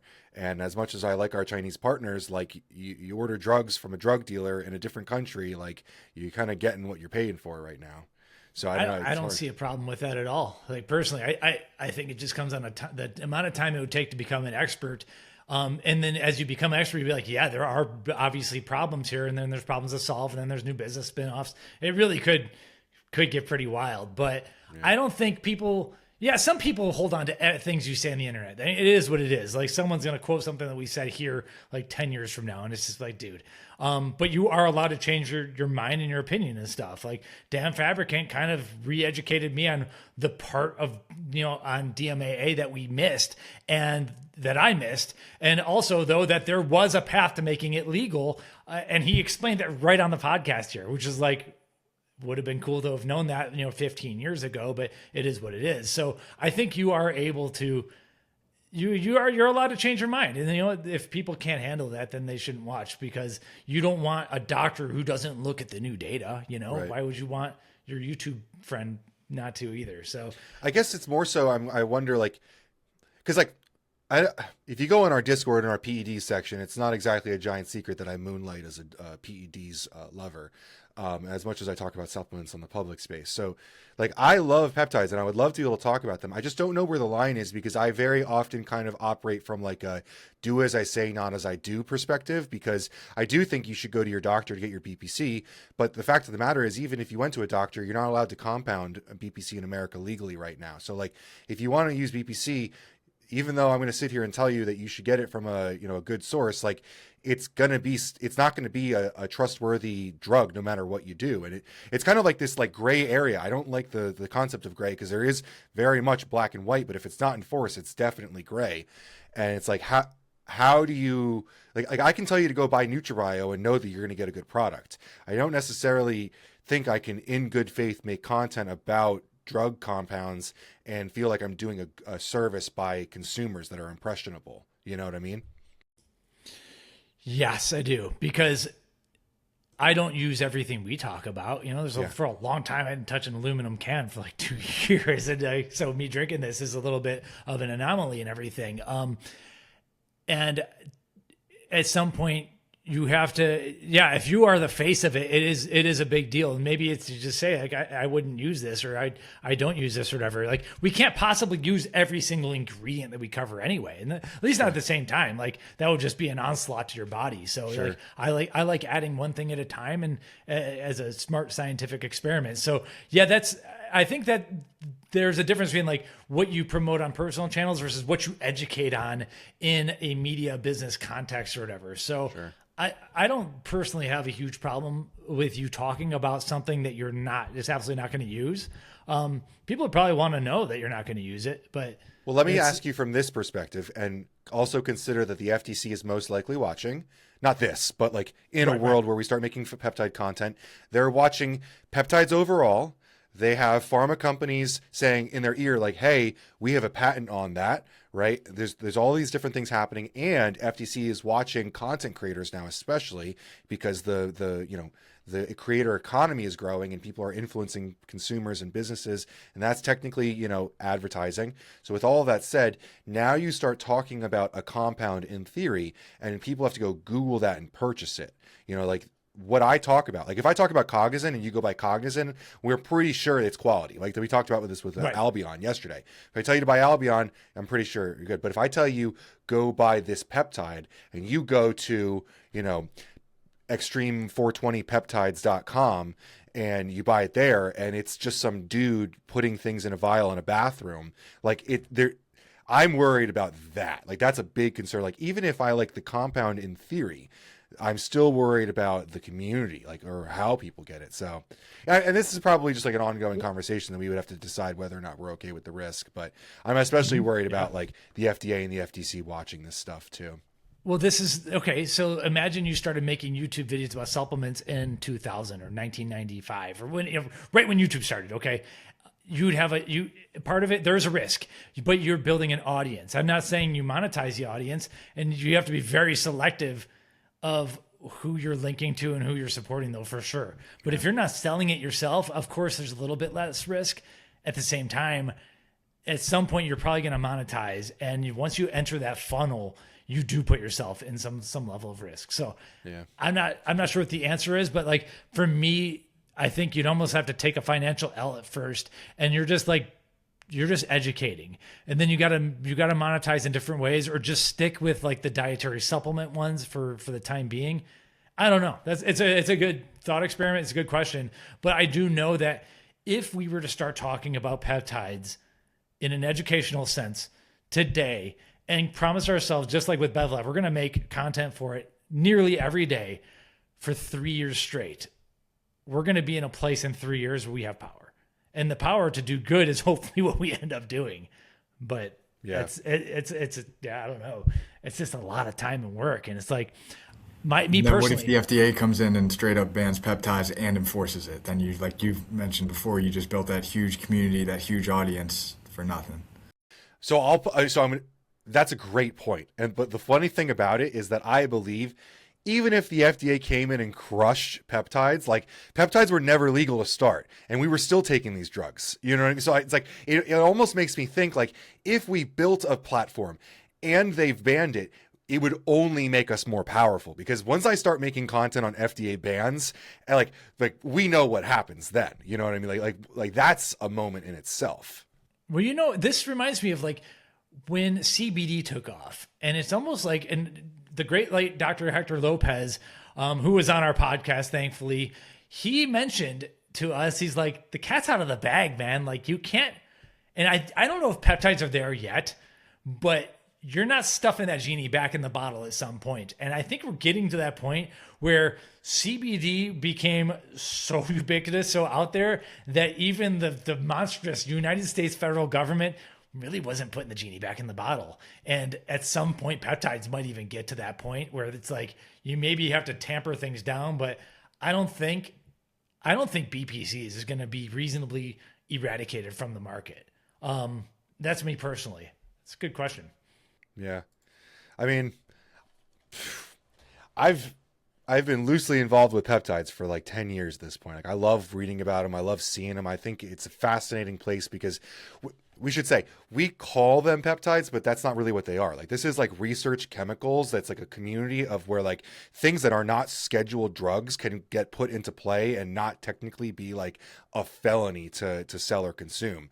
And so it's like, you can get secretagogues, you can get all sorts of different things in here, like that aren't necessarily just peptides or just, a growth hormone factor or something like that. There's like so many different interesting things that can come out of it.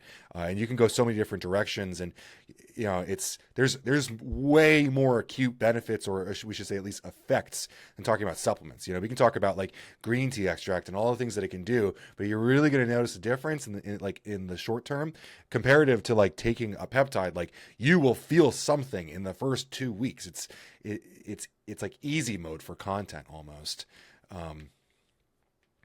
But to answer your question about monetizing, like this sounds ridiculous. We joke all the time. PricePlow can't get a coupon code for functional ingredients. Like it's ridiculous. But in this case, you literally would get a coupon code for a drug dealer. Like people you see this all the time. There's affiliates that have a 35% off coupon to go buy drugs on the internet. Like, and what timeline did we think this was going to be like a thing? Like you make videos on the internet and sell drugs and that's how you make money? Like it'd be very, very, very, it would be hard for me to not monetize it like right off the bat, because we wouldn't say this out loud, but we know basically like 3 different people in supplements that also own peptide companies. Like literally off the bat could ask them for a peptide. Definitely, if you were to do it, you got to start a different LLC, like keep that off of PricePlow LLC for sure. But that's funny. Yeah, it's reminding me of a funny meme that's been going around. Like a lot of bros were absolutely unwilling to take the shot in 2021, but they're more than willing to get some Chinese peptides, just inject them right on in. So it's kind of funny. But outside of peptides, if you guys have anything else to talk about, sorry if we hijacked this. I love it. It's a good conversation. Hopefully we get some comments and people mention it or support it, or there's a lot of. We haven't obviously looked at like the laws of all this stuff and everything, but if people want to weigh in, we always appreciate the comments. Yeah. So maybe if we get like another half hour, or maybe not even, but like, let's go over 2025 highs and lows of everyone. I'll start off. A big high on that note was getting the win on the NMN case for the industry. I think that was a really big one that we haven't mentioned. I still need to update that article. Yeah, for sure. Yeah. That's a bit of more of like a serious topic, but I mean, there were some really great launches as well. There were some really great flavors. I'm like drinking one of them right now. Yeah, me too. Spencer, you always have great callbacks. I want to know what your highs and lows were. Man, a high for me personally, obviously coming here to PricePlow. But industry-wide, you mentioned flavors. Really, a lot of bold flavors this year. C4 with the Serial Killer energy drink. I never in a million years would have thought that I would have liked that in a carbonated RTD. That's a very, very unique, bold, like I said, bold attempt at a flavor. They did a really good job with that. I almost get like a little bit of like a milky aftertaste at the end of it too, after the carbonation, which I don't know if they did that on purpose or if that's just my mind playing tricks with me, but to me, that really makes it stand out. Muscle Sport with the street style Dubai chocolate. Dubai chocolate was a flavor trend that kind of really took off in not just supplements, but CPG in general this year. But they added their own spice to it with a strawberry inclusions as well. So they have 3 different inclusions in there, plus pistachio flour. So again, just another really bold flavor innovation there. So flavors across the board, huge wins in 2025. Yeah. Hey, a high for me, supply side this year was like a really fun year. I mean, like for us, obviously we had like multiple videographers and Spencer, we had like a whole like crew the whole week. Cody and I got in early and we got to like go around Vegas and do a bunch of other team stuff with other people. Lore. Yeah, like I mean, Mike and I split up and like divided and conquered at supply side, which isn't like a typical thing at supply side. We usually like do everything together. Like there was so much to do that we had like such a large team to like go all over the place. That vlog is like one of my favorites that we've done, which was really well done. And it's even just like from a PricePlow side, it's starting to really look like a company. Like if you watch that vlog, you see like Ben and Cody over here, and then Spencer's running on this golf cart to go find these collabs, and then Mike's over here talking to these other people, and then like, you know, we're like meeting up with all these different really interesting folks, and all of a sudden I'm talking to Coca-Cola, and like all this different stuff's happening, and it was a hectic year.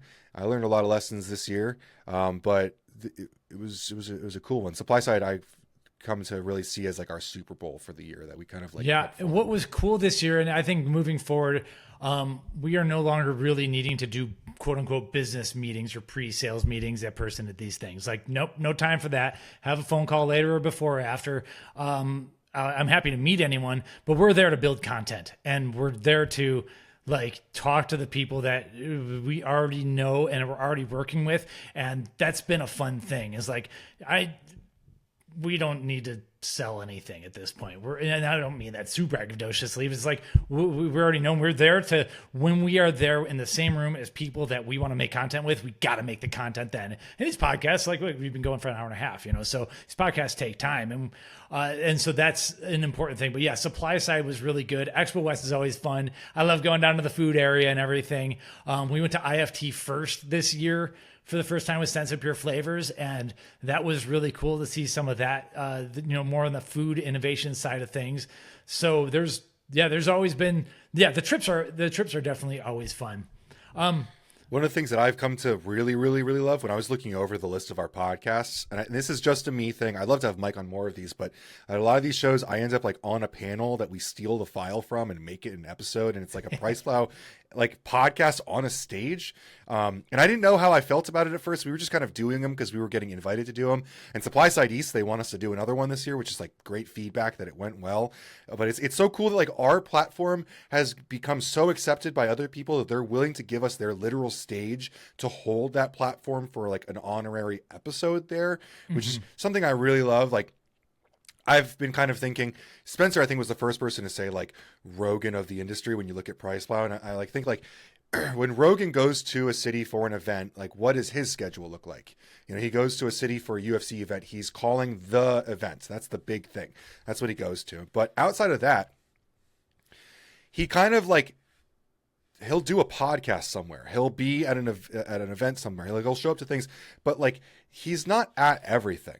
And that's kind of how I really like when I look over the years for PricePlow is like when we're in town, getting podcast episodes with different people or getting content opportunities with the people that are in town is probably more important than getting a video of walking the show for 2 days.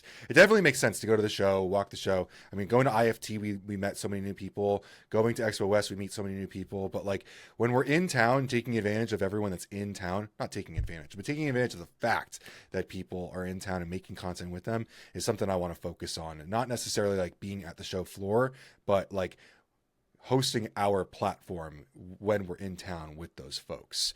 Like the Lorenzo episode at Supply Side was like, Lorenzo specifically asked for us to make sure that it was delayed so that it didn't get lost in the hubbub of Supply Side.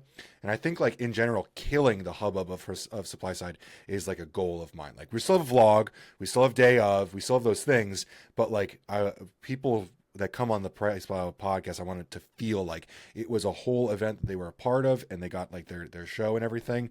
And like, I don't know if that makes sense to you guys. Yeah, absolutely. It's fun, man, isn't it? It's that's the cool thing. Like we have fun. There's obviously companies. One thing I wanted, there's companies that make tons more money, but I don't know that not that many people are having as much fun.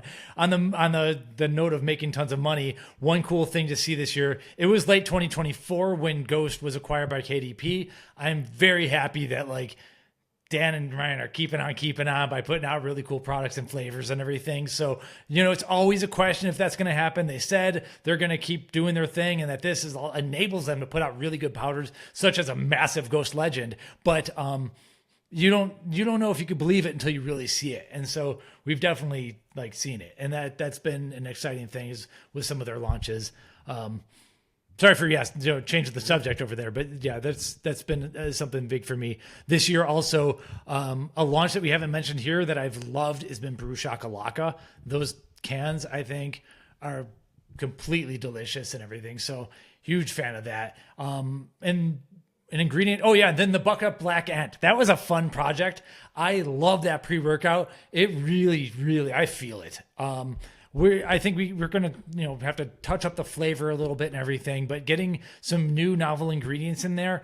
I think that there's something with that Creosol, SSAT, the Tyrosol ingredient from Multec Nutrition. There's something in there that just makes me feel really good in there too. So that was a really fun launch. And then there will hopefully be some more stuff coming from, coming with Bucked Up that Spencer's was heavily involved with that I think is going to be super cool too. So very excited for all that stuff to happen. Rip Factor in there from PLT is a cool win for those guys too. I know they were really, really excited to get Rip Factor in there.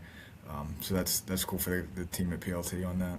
It's if you're not, if you don't feel, if you use that product for a couple of weeks, you don't feel a little bit stronger. I think you got to eat more because I feel it like acutely too. I love that product. Yeah. So yeah, with the shows, I don't know if I sorry, I kind of changed the subject away, but I love it when you're up on the stage and everything. It's kind of funny. And it's like, you force them to come to you in a way like, hey, they could trust us with the file, like let us put the file on our feed and we'll spend it out there. And you're a great host on these things too. And you do, Ben, you do really well on these things because you see it. We talk about it all day. We kind of see the future happening and you're seeing these ingredients. I think being tied into like some of the ingredients and some of these creators really helps. So it's like, and still talking to consumers and knowing what people want, you're able to see these trends happen before they happen. The hydration thing, like you were all over that, Ben. So like, you're really good at being on stage. And I think you have a great stage presence when you are like co-hosting or whatever the MC of the panel. So yeah, definitely look forward to more of those. And those are always welcome on this feed as far as I'm concerned. Two points to that too. When they share the file with us, one, everybody wins that way, right? They get more exposure out of it. We get great content out of it. We kind of get to showcase our capabilities. Like, we're more than just writing blog articles. We're also hosting panels on stage at major industry shows. So everybody wins when files are shared like that and content is shared like that. And then two, Ben, you do a great job on stage, and I appreciate that you're old school with it. You use a notebook or note cards. You're not up there on your phone reading a script from your phone and having your notes out. For whatever reason, even when I watch like the local news and the field reporter is like reading off of their phone, it just, I don't know, it doesn't sit well with me. I like the fact that you had the notebook up there on stage with you. It looks a lot more professional. Thank you. It meant a lot to me. That stage, while I love being cowboy, I love coming in there and doing it our way and being Ben, Kane, and PricePlow. I love that to a fault. I also respect that stage has had many smarter men than me on it. And there have been way more impactful moments on that stage, maybe that haven't gotten the same viewership, but like there are very, very intelligent folk that have used that stage, and I want to do it justice when I go up there.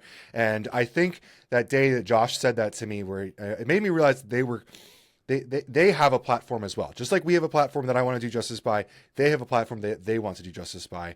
And I want to respect them enough to say, like, you can trust me with that platform, but, hold my energy drink for a second, right? Like, kind of like bringing a little bit of that cowboy in. I enjoy, like, meeting those two things where, like, I'll have some moments where I say something a little bit funny and they're not sure where it's going, but, it's all for a good reason. I'm going to do a shameless plug here because I think tomorrow we have a leadership meeting where we're going to talk about this. But at the end of 2026, we're going to be involved in throwing the Future Nutra Innovation Summit, where I think we're going to be doing a bunch of collabs there. We're going to be bringing a bunch of our collabs in person there, but there's also going to be a lot of educational panels and stuff. And I think I'm going to end up emceeing that whole week doing that. And so I don't know, standing in front of a camera and speaking to 20,000 people on Instagram doesn't feel like there's a lot of people there, but public speaking is something that I do really enjoy doing. Something that my mom really inspired in me. She made sure that I could do it as a kid. And it's fun. It's cool to get to represent an industry in many ways. I've idolized people from other industries that get to do what I do in much bigger categories. Like, I'm a big photographer, and in photography there's a guy named Peter McKinnon who has entire product lines that he dictates the quality or the direction of it, or he puts his own tweaks on. And in a certain way, I try to emulate that in our industry. I think it's hilarious to me that there is not someone that already does this in supplements, because supplements and nutrition and sports nutrition is big in its own way. It's wild to me that PricePlow is like the first iteration of what we're doing. But, there are much bigger industries where you look at what's that? Top Gear in Britain, for cars, that's basically PricePlow for cars. How can we harness that and doing it in our industry? I think we do a pretty good job of it. But one of the reasons that I take that stuff seriously and I write in the notebook for that stuff is because people have done much bigger things than what I'm doing, and I'm just trying to do it justice and pull that into supplements so that I get invited back. Because the first time they let us do a panel at Supply Side, I was on Friday when everyone had already gone home and no one cared about my panel. But that day I made sure we had Cody there to take photo and video. I did some great clips. We shared it up, and the next year I got asked to do something bigger. And it's showing them hey, we can level up together instead of compete as media companies. That I think that's where things go. So this year in Houston, we're going to try to do our own spin at something different than these other shows, but try to do our own thing where we get to do justice by this industry and hopefully level it up. So I'm excited to get you guys all invited with that and do some fun stuff.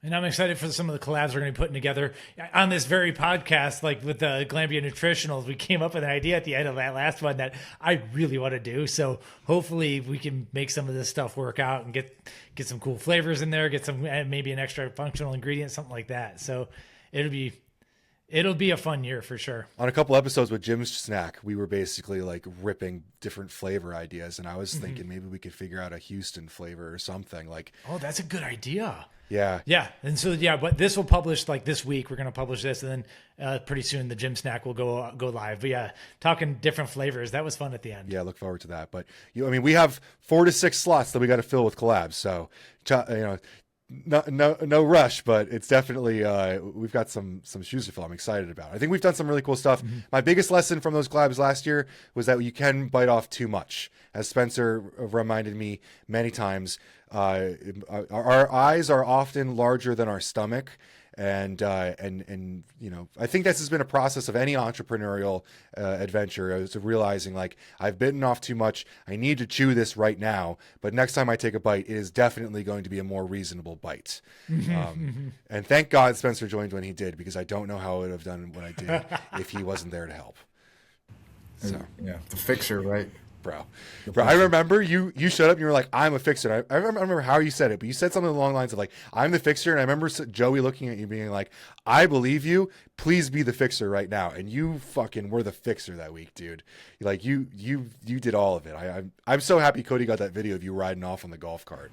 Yeah, that was funny. I can't remember that guy's name, but shout out to him. He helped us a lot at Supply Side. I remember calling Spencer and being like, where are you? I need Cody to come to you to take a video of you doing this. And Spencer, I don't know if you were mad at me, but at the time I was so sure you were pissed at me because you were clearly under stress and trying to figure something out. And I'm like, Cody needs to take a video of you stressed out. I might have been on the back of the golf cart at that point. I don't know. Probably. But I was like, you don't understand. We got to take a video of you doing this for YouTube. And it was the last thing that Spencer was considering when he was trying to fix this thing, which is definitely his job. But I love how it's all coming together. It's all working out. Yeah. So awesome. And it's cool. It's cool Cody putting those vlogs together like that in retrospect, because it is quite literally the highlight reel of the show. I mean, I'll have those memories to look back on forever now. So that's cool. Yeah, it's being able to show people things that they wouldn't like if someone went to supply side, they wouldn't have seen that vlog, you know, like those moments. And definitely, like, selfishly, like, it's great to send that stuff to my family. I'm sure you guys feel that way about your wives, because you come home and you tell them, like, then we went to dinner in Vegas, and then we went to a club, and then we were at the show, we did this podcast, and like, it's very hard to show what it's like. And when you watch that, you're like, this is like, even for myself, like, sometimes you watch that video and you're like, I can't believe this is my life. Like, this is such a bizarre lifestyle and job, and somehow we get paid to do this. I haven't figured it out yet. That's how I feel about the Shania Twain stuff. I'll look at my feed, I'm like, but how do your neighbors feel did I about get it? here? How do your neighbors feel about it? That's what I don't. Next content video. I know you did it from the neighbor's point of view, like I mentioned. Like, I loved that video too. That was hilarious, by the way. But you should actually, like, go see if you're real. I don't know if you're cool with your neighbors or not, but if you are, you should actually go, like, interview them and be like, hey, what do you guys think about me dancing around in the front yard every day? Just to, like, I don't know, see if they're down to participate. That would be another fun idea to do. We'll see, dude. I'm tight with them for the most part. They're all just old people. I live in an old, like, that would be even fun. That would be even funnier. Like, if they're cool with being on camera, you should ask them, be like, hey, what do you think about all the videos I make? Man, it's so weird. Like, my wife just told me the other day that our neighbor told her, she's like, hey, I saw your guys' YouTube video of you making homemade dog food, and we tried it, and it was really cool. And I was like, they're like 80 years old. That's crazy. And it's crazy how content, even things that you don't even think are out there, like, they work. Create the content. They've probably seen your BevLab content then. Yeah, it's insane, man. People listen, and like I said, someone's gonna quote something 10 years from now, and you're like, you won't even remember saying it or doing it. It's like it is definitely different, and so with it comes responsibility. So, like, make the good dog food, because someone's gonna go and do it. You know, you really at least want to put your best foot forward and everything. Helping Cody, like, just like being his, like, confidant when it comes to, like, dealing with the struggles of content has been like a roller coaster at times. I remember being around when Cody got his first, like, bunch of hate comments. Like, was it when the AI B-roll? Like, no, hey, I was gonna say that was a big one, but the beef isolate video. No. Sometimes Cody will just, like, use Mike's blog and not, like, read between the lines at all. Like, he'll just, like, this is what it says, I'm going to say these things, and he won't call me or anything, and I'll see the video and I'll be like, okay. And he did this whole video where every time he referred to it, he said it's beef isolate. And there's nothing wrong with calling it beef isolate. But, like, if I was going to do that video at some point, I'd have to say, because I know what will happen, like, hey, folks, just so everyone knows, this is actually collagen. And Cody got roasted. And it's like, the first time that happens to you, I remember calling Mike and be like, they're so mean to me, I don't like this. And he's like, this is how it goes, bro. This is how it is. Yeah, you know how many videos I've had, like, do you even lift? Like, yeah, sorry, I'm just not a swolio, man. But yeah, but no, to defend my blog on this, it talks about basic beef iso, which is primarily a clear collagen supplement. I have collagen everywhere in this article. A collagen heavy product. The word collagen is 45 times on a control F here, so I take no blame. Okay. And I'm not gonna mention the brand that we're talking about, but I'm reading off of the back of the label. Fall in love with pure strength. This isn't your average protein. It's bold, it's clear, it's powerful. The highly bioavailable form is easier to digest and delivers the kind of strength you could feel and results you won't forget.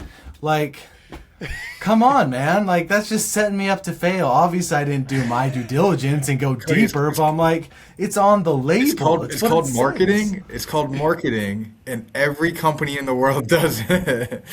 So stupid. Wait, I'll give you another example. I feel bad about this one. The black ant one. Cody made like if the video was 90 seconds, it was like 75 seconds of it was about insect proteins. And, like, the amount of comments that Cody got, like, they're trying to make us eat the bugs. Like, I felt like I could have told you that was coming. I always feel bad because when it happens, I always think, like, man, if Cody and I had FaceTime for like 30 seconds, I would have warned him about, like, this one thing. Because if you do content long enough and you, like, are chronically online long enough, you just start to understand, like, the hot button topics that you will get. It's like soy protein, bug protein, and beef isolate. There's like stay away from those topics because people will come with their pitchforks. And anything political and government related too, probably. Oh yeah, you can't like the new food pyramid because it was from a guy who came from a guy from the right wing or whatever who's not even right wing. It's like hilarious, but Yeah. that's a whole other story. I will say that the food pyramid is a step in the right direction for sure, and hopefully like the incentives follow because it's still just a bunch of slop that we're growing out here. But hey, who would have thought that would ever happen like 15 years ago? So. It's exciting to see some of that, but yeah, you're right. The pitchforks will come. We got pitchforks. I supported the food. I'm sure you guys saw. I supported the food triangle the other day, and we got a whole bunch of pitchforks. And I came back and I did memes. I don't know if you guys have been enjoying the memes. I've been really trying to do these memes recently, and I even did a LinkedIn post about how the same people that complain, because I don't know if you guys noticed, but they transparently said that beef and cattle and dairy lobbyists were involved in the production of this new food. I almost said food triangle, food pyramid. I'm like, the same people who don't like this don't understand that like they also celebrate us fighting for them as lobbyists for nutrition. Like there's only so much oxygen in the room. And actually all four of us here have been to DC for this. Like we all are extremely like aware of like the fact that food pyramid exists happens because someone was lobbying. Like that it does take some work. And unfortunately, or fortunately, depending on how you look at it, PricePlow is currently on like the pitchfork list when it comes to this food pyramid. But I mean, they increased protein recommendations. They're recommending real whole proteins from animal sources. Like it's basically what we've been saying for 5-10 years. Mm-hmm. I do think that the RDA of calcium and who on the podcast from the vitamin E guy, but Dr. Barry Tan. He said even, okay, the RDA for calcium is probably a bit high. I think that came from dairy lobbying like forever ago. We're talking about 75 years ago or something. But if you are going to have that high of an RDA still, yeah, dairy is going to be in there. So maybe there is some, but I also know that like if you're not having dairy, you are going to get too little calcium because I've been there. And if you, and that there is clear data, in my opinion, that children who have access to dairy thrive more than children who don't. So there's, of course, there's a balance here, but if you are going to be mad about the dairy lobby, like go be mad in a time machine 75 years ago. Like this is what we have now, and this food pyramid is far superior to like anything I ever would have imagined to come up from this government. So I don't know. I think it's a win, and people should take the W and try to push it further. That's what we're here for, So I think it's really tone deaf too, because while this food pyramid may have been influenced by beef and dairy lobbyists, the last My Plate was definitely influenced by processed companies that wanted to pass off, processed grains and carbohydrate sources as whole food sources. And then we know for sure the original food pyramid was heavily influenced by lobbying from processed food companies. It's like, no matter what, that Dan Fabricant quote of "there's only so much oxygen in the room" always comes back around. And if we're not there talking about our side, someone else is there talking about their side. And I don't necessarily think it's a bad step for us to be focusing on dairy and beef. Yeah, I'm sure that the cattle industry has like ridiculous amounts of cash that gets thrown into Washington, D.C., but I'm happy about it. I like beef. I want people eating more animal proteins. I want them eating less fortified Pop-Tarts. The people are joking about this like war on proteins because right now we have this huge trend of fortified protein products, but I don't necessarily think it's that much of a joke to consider that we had a war on protein when the protein recommendations were so low for Americans, and we scared people about red meat constantly. We were telling people they were going to ruin their kidneys by eating lots of protein. I was just going to mention that. Like, how far have we come? It's insane because back in the 90s when I was, a high school athlete and everything, it was all about carbs. Like, it's ridiculous for anyone who's younger than me. Like it was absolutely preposterous. And so this whole fear mongering we joke about the creatine fear mongering on like basically every episode of this podcast, but protein fear mongering was insane. Oh, your kidneys. And then like we have to have multiple meta analyses showing that it's like, not only is it not bad for your kidneys, it's actually good for your kidneys. Your body needs protein, needs amino acids. It's going to get them from protein products, So it's like when we see this food pyramid, people forget, or people are too young to understand how far we've come from the absolute insanity that there was 25 to 30 years ago, like absolute mind-boggling insanity. So I don't know. I feel like these wins have been slow, but the wins have been like science-based. And are they perfect? Probably not, but like there's someone was complaining about the canned beans on the pyramid or whatever. It's like, dude, the win has been it's been so much more, pro than con for this one. So I'm excited. I think we have an odd perspective because we've been around people who have been able to make the compromises in DC to understand, like, we're willing to compromise on these things to get these big jumps, and understand that is like, when you work with the federal government, you work with these people, like, you have to make concessions to get anything. And so, like, the whole, like, the cognitive dissonance about red meat and animal proteins, while also keeping under 10% of your calories being saturated fats, I understand that those things are like kind of mutually exclusive, but at the same time, like, I'm happy that the front page of the document has animal proteins at the top. Like, the general direction and message, especially if we can continue to do this, I'm happy about it. And I understand that the vast majority of this entire thing is a marketing, like, it's a manufactured moment, like we do with the collabs. Yeah, my plate already existed. There are things that are similar out there, but, like, the fact that this is a front page of the news issue is what matters. Like, we are telling people they need to focus on whole foods. The fact that no one knew about my plate is it's a statement in its own. Like, all these people were saying that we came from the last food pyramid because they didn't know about my plate. It's because my plate never got spoken about. It was never marketed. And at this point right now, I understand, like, the White House posted like a meme of RFK like a couple of days ago saying the war on protein is over. It's clearly made to irritate people. It's clearly irritating people, but, like, we're talking about it. That's a good thing. I think the biggest issue is if we say this and there's no further education and no further, pushing. I don't want to say the word push, but, like, there's no further action to get people to make these changes in their lifestyle. I kind of like the fact that they're, like, being a little bit of agitatable about it and kind of, like, pushing it. Like, we're going to continue this war on protein, or this end of the war on protein, because I still get comments on our posts about how protein's bad for your kidneys. I still get posts that whey protein's bad for you. I still get all these crazy comments from people that are, like, still eating the Kool-Aid from, 10, 20 years ago. It takes time, but it's an exciting win for sure. Who would have thought? Like, especially, like, not less than, was it 5, 6, 7 years ago, this Eat Lancet report came out, and they were suggesting, like, a piece of protein, like, smaller than this little thing here. And the whole, like, diet community lost its mind over there. But that was, like, the propaganda coming from, like, these international, multi-global, whatever, like, semi-government organizations. It was insane. It was pure insanity. So to have someone push back against that, like, that, I don't know, man, that's just a nice little white pill. So it's good to see. Well, any final notes from Spencer and Cody, since Mike and Ben have talked? I feel bad. I do have one more thing to add, but yeah, I'd let these guys. No, I think I'm good. I'm good. Oh, on a more somber note, our podcast is the 200th episode. We have had 3 people who've passed away since recording. And so you can give them a short moment of silence. But Dallas McCarver was episode 6. And then we did have the late, great John Meadows, episode 23, where we just, one of our video editors works with John Meadows' stuff, and he's been reposting some of the stuff. I said, go check out that podcast. The Mountain Dog said some really cool things there. And then third was, of course, Hector Lopez. So, hopefully, they left great impacts, great legacies and everything.